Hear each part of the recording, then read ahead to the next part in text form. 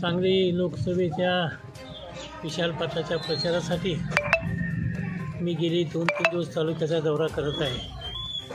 तालुक्यातील जनतेने विशाल पाटलाची निवडणूक हातात घेतलेली आहे, त्यामुळे विशाल पाटलाचा विजय हा निश्चित आहे।